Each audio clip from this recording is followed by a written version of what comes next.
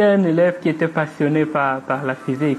Et ce qui a été important, c'est que je voulais résoudre un problème. Je voulais pas étudier la physique parce que c'est beau. Je voulais résoudre le problème d'électricité qu'on avait à la maison. Et je regardais ce soleil, ce gros contraste. Lorsque vous êtes dans une maison qui n'a pas d'électricité, vous sortez le matin, vous voyez ce grand soleil, mais quand il se couche à 18 heures, vous avez l'impression de plonger dans l'obscurité.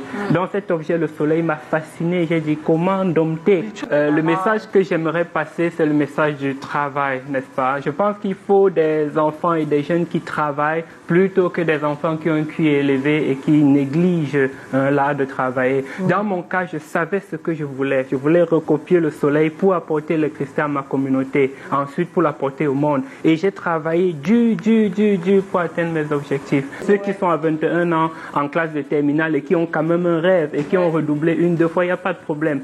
Ce qui compte, je veux faire quelque chose, je m'y donne les moyens et je suis passionné. Et tout le monde peut réussir avec ce bon, as-tu toujours voulu vraiment être physicien? Ah, absolument. À partir de quand? On aimerait bien savoir. Ça, c'est une bonne question. Donc, et comment?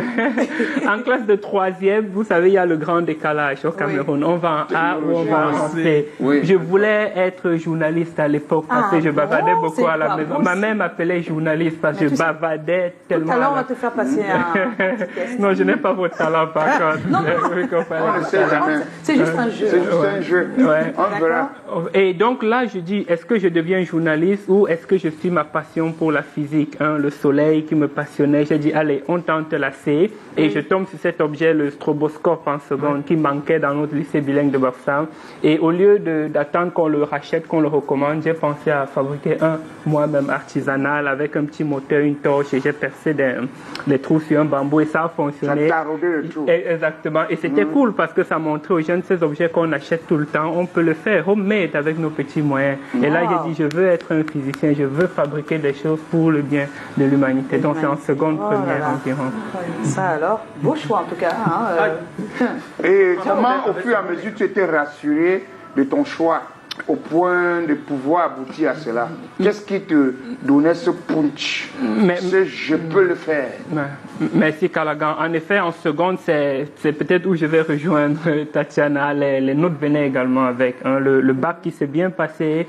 Je crois que j'avais eu 19 sur 20 ou 20 sur 20 en physique au bac, je ne me rappelle pas bien. Et lorsque je commence, je voulais faire ce nucléaire, mais il n'y avait pas au Cameroun le nucléaire. C'est pour ça que je m'expatrie. C'est pour ça que je vais en Italie. Et là, je suis le seul Camerounais engagé dans le cursus nucléaire. Le seul Africain même finalement. Et avant que tu n'ailles en Italie, permets-moi, tu as d'abord étudié la langue pour pouvoir t'exprimer là-bas. Exactement. Je voulais atteindre mes objectifs et j'ai regardé, on fait comment pour atteindre ces objectifs. Ils offraient des bourses d'études en Italie, mais la condition c'était de parler italien. Et j'ai appris l'italien et j'ai eu cette bourse, comme Joe le disait, je l'ai gagnée pendant tout mon cursus 6 fois consécutivement. Lorsqu'on entend nucléaire, on a peur. Cette petite peur qu'on a du nucléaire, là, c'est ça le charme même de cette filière. À l'époque, j'étais passionné, ça avait fait les bombes. Je disais pourquoi les hommes utilisent des choses pour faire des bombes. Mais c'est son potentiel qui fascine. Parce que Callaghan, comme vous avez dit, on peut utiliser faire physique, on apprend à faire ces câbles, cette transmission aussi là, c'est aussi super. Mais c'est le potentiel du nucléaire qui effraie. C'est le nucléaire qui donne l'énergie à toutes les étoiles dans l'univers, y compris notre soleil. Quand on a chaud à Ndokoti, c'est le nucléaire qui travaille parce qu'il donne l'énergie au soleil et le soleil nous envoie ses radiations. C'est pour ça qu'on dit on a chaud, c'est le nucléaire. Je voulais comprendre le soleil et le nucléaire, c'est ce qui fait fonctionner le soleil. J'ai dit je vais à la source directement, à l'intérieur du soleil. J'ai fait mon doctorat sur le soleil par exemple. Le soleil était mon obsession depuis. Mais quand on parle du nucléaire, notre perception à nous, les amateurs, même très amateurs de physique, c'est que c'est vraiment un cursus réservé à une certaine classe. Il faut avoir peut-être un B2B exceptionnel. Est-ce que c'est facile pour un jeune, très jeune, de partir du Cameroun, de Bafoussam, se retrouver en Italie, puis faire ce qu'il veut, travailler dans le nucléaire? C'est fou. Mais si c'est aussi pertinent, et c'est pour ça que je viens aussi à vos émissions de grande écoute comme ça, pour dire justement à ces jeunes-là, oups, vous voyez, c'est vraiment possible de quitter de Bafoussam. Mais surtout quand on est parmi les meilleurs, c'est encore plus facile. d'être traité comme un examen. Vous quand on a 20 sur 20, pourquoi est-ce qu'on va... Là, à ce moment-là, il n'y a plus de B2B. Parce que tout le monde veut les meilleurs. J'ai fait la Suisse un peu à un moment donné, et là, je rentre dans mon université de rêve. Vous l'avez annoncé, j'entre au département de sciences nucléaires du MIT, le fameux MIT de Boston, c'est à côté de Harvard. C'est dans le Massachusetts, oui. Et c'est mon institution de rêve. J'ai rêvé d'entrer au MIT dans ma vie. Et comment ça s'est fait? Tu as passé un concours pour arriver là-bas, ou bien tu t'es battu, tu as dit est-ce que vous connaissez que je peux connaître? Est-ce que tu as encore postulé? Tu as postulé, on a regardé le CV, on a dit que non, il est bon. Oui. Ou alors comment tu fais le choix parmi tant? Parce que c'est comme ça. C'est une bonne question. Ça peut inspirer les jeunes également. Donc, mon doctorat a eu beaucoup de succès et ça avait été proposé en Suisse pour le prix, le prix de thèse de doctorat de la fameuse École polytechnique de Lausanne. Et là, j'ai eu beaucoup d'offres pour la suite de ma carrière. Il y avait une offre de la NASA même encore, mais c'était pour faire pas exactement le nucléaire, c'était plus l'espace. Il y avait la Princeton University. Mais vous voyez, on parle du choix de cœur, de passion et tout. Et je voulais aller au MIT. Comme je voulais le soleil, c'était un choix facile. Alors, dis-nous maintenant, ça va être un peu technique, mais peut-être qu'on ne sait jamais, des physiciens nous regardent ou des jeunes qui sont passionnés comme toi. Qu'est-ce que tu fais concrètement dans cet institut de technologie? C'est quoi le travail d'un physicien? Je veux dire, oui, on entend, nous, on ne sait pas, on peut comprendre. Qu'est-ce que tu fais exactement? Oui. Callaghan, tiens-toi prêt. Je suis prêt. Donc, en réalité... je suis dans ton garde du corps. Je te protège. Donc, quand je me lève le matin en tant que physicien, je travaille sur la reproduction. On veut créer un soleil sur Terre. Et on le fait dans une machine qu'on appelle un tokamak.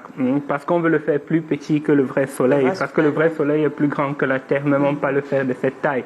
Donc, dans cette grande machine, je m'occupe de mesurer la température qui est à l'intérieur. Parce qu'on a besoin que ça atteigne une certaine température pour être sûr que ça peut donner de l'énergie à perpétuité. Donc j'ai des techniques avec des ondes que je capte, que j'analyse pour connaître la température et je vais avec les autres scientifiques proposer un modèle de soleil sur Terre d'ici 2025.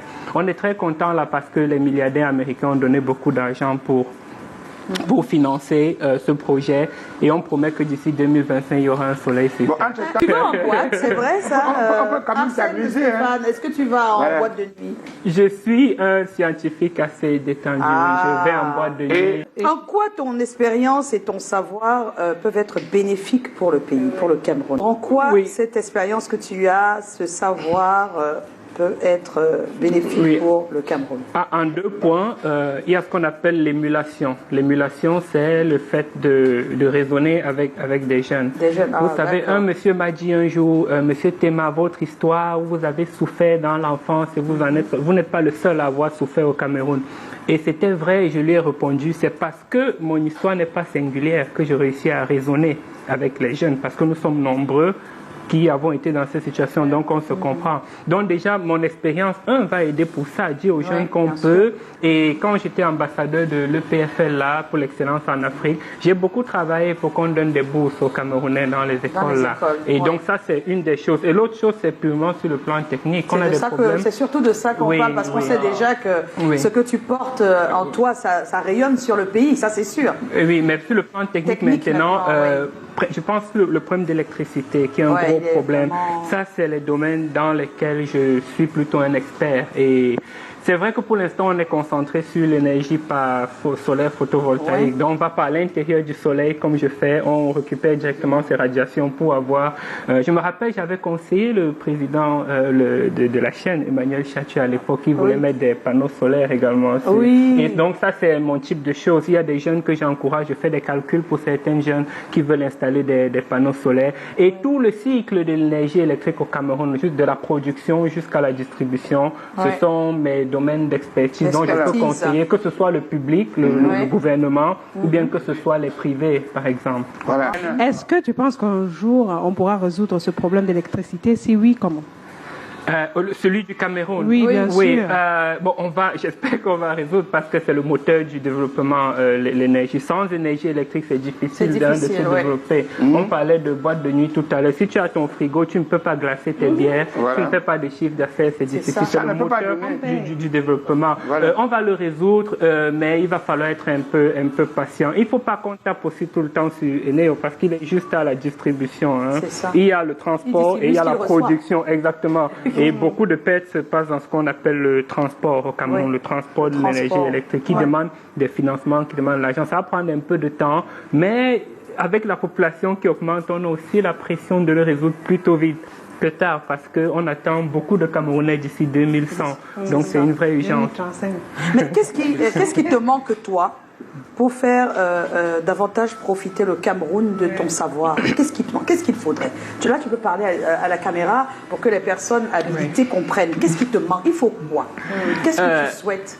Bon, déjà, je ne pensais pas avoir atteint mes objectifs personnels parce que moi, je voulais arriver le plus loin possible en termes d'institution. Et ce qui m'empêchait d'être régulièrement là, de contribuer ou bien d'être juste au Cameroun tout le temps, c'était le fait que je voulais entrer au MIT. Et donc, je suivais mon parcours personnel pour dire j'ai fait ma part, comme on dit au quartier. Et c'est quand je fais ma part que je peux éventuellement dire allez, je m'arrive ici. J'étais rassasié encore. J'étais pas encore rassasié. Je voulais continuer. Mais là, c'est déjà... Tu commences Oui, j'arrive déjà où je voulais. Donc, à partir de ce moment-là, qu'est-ce qui manquera ensuite? Il faudra quoi pour t'aider à apporter ici, sur le plan technique? Un cadre de travail, je pense. Donc, en fait, là, au moment où on parle, s'il y a déjà des réflexions sur comment te donner un cadre de travail au Cameroun, ce serait davantage... C'est quoi un cadre de travail? Un cadre de travail... Bon, par exemple, je suis expert en nucléaire. Si, par exemple, de manière publique, ça peut aussi être dans le privé. Exactement. Si on peut dire, voilà, on a un petit institut de recherche nucléaire. Est-ce que vous pouvez collaborer ici, aider peut-être les personnes qui y travaillent? Je peux le prendre comme cadre de travail pour commencer. On exploite notre uranium, on le vend au Nigeria qui va commencer le nucléaire. On résout quelques problèmes comme ça. Non, depuis la personne n'est pas encore proposé ça. Donc, c'est juste un endroit là pour, un endroit où il faut prouver que. Mais est-ce qu'il y a déjà une démarche dans ce sens? J'ai pas encore officiellement demandé pour l'instant. Parce qu'il faut quand même un dossier bien fourni avec tous l'investissement, ça demande quand même. Est-ce qu'il te faut quand même des personnes camerounaises qui maîtrisent un peu le terrain et qui peuvent monter ce type de dossier? Absolument, là, absolument, absolument. Voilà. Et quand tu auras besoin de quelqu'un pour être à côté de toi, je suis là. Quel est ton rêve aujourd'hui, maintenant que celui-là est en train de se réaliser? Voilà.